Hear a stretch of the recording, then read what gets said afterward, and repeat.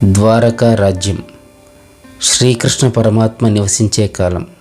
ద్వారకా రాజ్యమే కాదు, దాని చుట్టుప్రక్కల రాజ్యాలలోని ప్రజలందరిలోనూ తమను మించిన కృష్ణ భక్తులు లేరనే అహంకారం ఏర్పడింది. ఆ అహంకారం ఎంతదాకా వచ్చిందంటే, శ్రీకృష్ణుని బాల్య లీలా వైభవాన్ని కన్నులారా గాంచి తరించిన బృందావన గోపాలులను వారు అనాగరికులని హీనంగా చూసేవారు. కానీ ఆ అమాయక గోపాలకులు వారి నిర్లక్ష్యపు చూపుల్ని పట్టించుకోకుండా శ్రీకృష్ణుని దర్శించుకుంటే చాలు వారి జన్మ ధన్యమైనట్టు భావించేవారు. ఒకనాడు సర్వాంతర్యామి అయిన శ్రీకృష్ణుడు ద్వారకా నగరంలో తన దేవేరులతో సరస సల్లాపములు ఆడుతుండగా హఠాత్తుగా తన తలను గట్టిగా పట్టుకొని, ఈ ఆకస్మిక శిరోవేదనను భరించలేకుండా ఉన్నానని ఇంకా ఏదో చెప్పబోతుండగానే కంగారు పడిన శ్రీకృష్ణ సతీమణులు, వైద్యులకే వైద్యుడైన జగన్నాథునికే శిరోభారం అంటే ఎలా? వారి కాళ్ళు చేతులు ఆడలేదు. క్షణాల్లోనే మహావైద్య శిఖామణులను పిలిపించారు. సర్వులను రక్షించే ఆ ఆర్తత్రాణ ప్రాయణుని శిరోభారం తగ్గిస్తామనే మితిమీరిన నమ్మకంతో వచ్చిన వైద్య శిఖామణులు భగవానుని పరీక్షిస్తూ మందులను సూచించబోతుంటే, శ్రీకృష్ణుడు ఏదో మాట్లాడబోతుంటే శ్రీకృష్ణ సతులు, స్వామి, వైద్యులు పరీక్షిస్తున్నారు కదా, ఊరకే ఉండమని పదే పదే ప్రాధేయపడ్డారు. భక్తవత్సలుడైన భగవానుడు వారి విన్నపాన్ని మన్నించి మిన్నకున్నాడు. మందులు వాడినా ఆ శిరోవేదన ఇంకా హెచ్చు కాసాగింది. ప్రక్క రాజ్యాలలోని నిష్ణాతులైన వైద్యులను పిలిపించారు.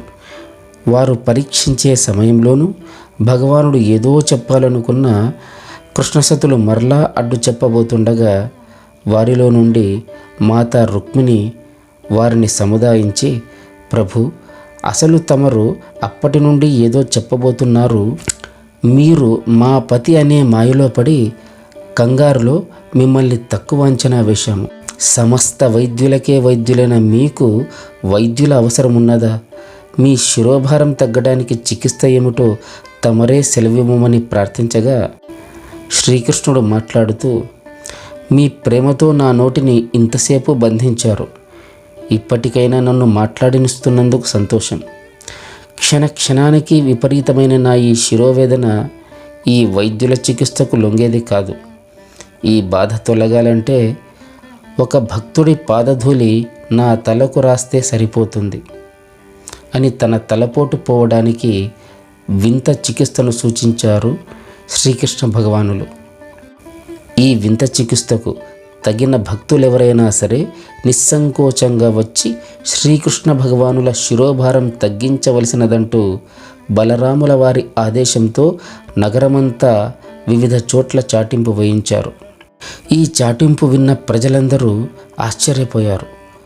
పతితులను పావనులుగా మార్చే భగవానుని పవిత్ర శిరస్సుకు మా బోటి అల్పుల పాదధూళిని పూయాలా? ఎంత అపచారం అని కొద్దిమంది భావించారు. మరికొందరు, మేము త్రిసంధ్యలు జపతపాదులతో నిరంతరం భగవంతుని సేవిస్తున్నాము. మా వంటి భక్తుల పాదధూళి భగవానుని తలనొప్పికి సరైన మందు. కానీ మా పాదధూళిని భగవానుని పవిత్రమైన నుదుటికి రాయడమా? కలలో కూడా అలాంటి అకృత్యము చేయబోమని మరికొందరు భావించారు. మరికొందరు, అఖిలాండ కోటి బ్రహ్మాండ నాయకుడికి తలనొప్ప? అసంభవం. కేవలం ఇది స్వామివారి లీల. ఏ మహాభక్తులను ఉద్ధరించవలెనని ఇంత లీలను ప్రదర్శిస్తున్నారో అనుకున్నారు. బలరామదేవునిచే వేయించబడ్డ చాటింపు వార్త విన్న కొద్ది క్షణాల్లోనే ద్వారకా నగరమంతా వేలాది భక్తజనంతో క్రిక్కిరిసిపోయింది. ఇక ద్వారకా రాజమందిరం లోపల శ్రీకృష్ణుడు తలపోటుతో బాధపడుతున్నాడు. అతని పాదాల వైపు నల్లని కంబలి ఉంది. శ్రీకృష్ణుని పాదధూళిని తగ్గించే ఆ మహాభక్తుడు ఆ కంబలిలో తన పాదధూళిని రాల్చి భగవానుని తలకు పూయాలి. శ్రీకృష్ణుని తలపోటు ఇంతకింతకు పెరగసాగింది. తలపోటుకు విరుగుడు ఒకే ఒక్క భక్తుని పాదధూళి. బయట చూస్తే వేలాది భక్తజనం. వారి ఇష్టదైవం యొక్క సమస్యను పరిష్కరించే అవకాశం వచ్చినా ఏ ఒక్క భక్తుడు దాన్ని సద్వినియోగం చేసుకునే పరిస్థితిలో లేడు. చూస్తుండగానే ఉదయం మధ్యాహ్నమైంది, మధ్యాహ్నం కాస్త సాయంత్రం కాసాగింది.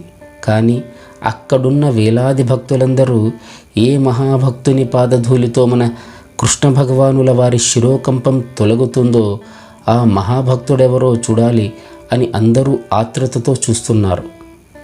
ఇంతలోనే కన్నీళ్లు కార్చుకుంటూ అందరినీ తోసుకుంటూ బృందావన గోపాలుర బృందం పెద్ద సంఖ్యలో వస్తున్నారు.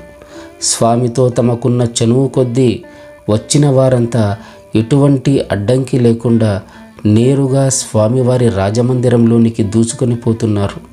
అక్కడే ఉదయం నుండి స్వామి శిరోభారం తగ్గిందనే శుభవార్త వినాలని ఓపికగా ఎదురుచూసే వేలాది భక్తులందరూ ఆ గొల్లవారిని చూచి ఇలా అనుకోసాగారు, ఓహో, ఈ గొల్లలు ఏదో మహాభక్తులనే గర్వంతో స్వామి మందిరంలోనికి ప్రవేశిస్తున్నారు. కొంపదీసి వీరు అశుచితో ఉన్న ఆ చండాలపు పాదాల యొక్క ధూళినే మా స్వామి పవిత్ర శిరస్సుకు పూస్తారేమో. అయ్యో స్వామి, ఏమిటి ఘోరం అంటూ గోపాలకులపై విపరీతమైన కోపాన్ని తెచ్చుకున్నారు రాజమందిరం బయట ఉన్న భక్తులు. ఇక ఆ గొల్లలు స్వామివారిని చేరుకొని దుఃఖ బాష్పాలు రాలుస్తూ స్వామిని చూచి నమస్కరించి, ఉదయం నుండి అంత శిరోవేదన మా స్వామి ఎలా భరించారో కదా అంటూ భోరుమని ఏడుస్తూ, కన్నయ్య, నీవు ఈ ద్వారకులో ఉన్నా, మేము ఎక్కడో బృందావనంలో ఉన్నా, మా ప్రతి గొల్ల నీ నామకీర్తన మాధుర్యంలోనే మునిగి తేలుతుంటాము. స్వామి, మేము నీ నిజమైన భక్తులం అవునో కాదో మాకు తెలియదు. తండ్రి, మీరు అనుమతిస్తే మా గొల్లలందరూ ఆ కంబలిపై పాదధూళిని దులుపుతాము తండ్రి అంటూ కంబలిలో పాదధూళిని రాల్చడానికి ప్రయత్నిస్తుంటే శ్రీకృష్ణుడు చిరునవ్వు చిందిస్తూ ఆ ప్రయత్నాన్ని విరమింపచేస్తూ రాజమందిరం వెలుపలకు వచ్చి అక్కడున్న వేలాది భక్తులను ఉద్దేశించి ఇలా చెప్పసాగాను, ఆత్మీయులారా, నాకు ఉదయం నుండి విపరీతమైన తలుపోటు ఉన్నదని మీరు ఇప్పటి వరకు ఎదురు చూసినందుకు చాలా సంతోషం. కానీ ఇక్కడి వేలాది మంది భక్తులలో ఒక్క భక్తుడైనా వచ్చి తన పాదధూళిని ఆ కంబలిలో దులపలేదు. కానీ ఈ గోపాలకులు ఎప్పుడు బయలుదేరారో కానీ 100 మైళ్ళను లెక్క చేయకుండా, ఆకలి దప్పులను లెక్క చేయకుండా రొప్పుకుంటూ ఇంత దూరం వచ్చారు. మీ అందరికీ మీ భక్తిపై నమ్మకం లేదు. భగవంతుని ఆజ్ఞను పాటించడమే నిజమైన భక్తుని లక్షణం. అసలు వాస్తవం, నాకు ఏ శిరోవేదన లేదు. ఎన్నో అగచాట్లతో నన్ను చూడడానికి వచ్చే ఈ బృందావన వాసులను అనాగరికులనే తృణీకార భావంతో చూడడం చేతనే నేను ఈ నాటకం ఆడవలసి వచ్చింది. నిజమైన భక్తికి ఏ పాండిత్యము, పూజలు, ఆడంబరాలు అవసరం లేదు. భగవంతుని ఆదేశాన్ని, సందేశాన్ని పాటించడమే నిజమైన భక్తుని లక్షణం. భగవంతుని సందేశాన్ని పాటించడంలో సంశయానికి తావుండరాదు. దీన్ని పాటించడం వల్ల లాభం ఉంటుందా, నష్టం ఉంటుందా, ఇలా సందేహపడుతున్నవాడు ఎప్పటికీ నిజమైన భక్తుడు కాజాలడు. భగవంతుడు తాను తగ్గినా, ఓడినా, అనుమానానికి గురైన, అవమానానికి గురైన భక్తులను సదా గెలిపిస్తూనే ఉంటాడు. జై శ్రీకృష్ణ.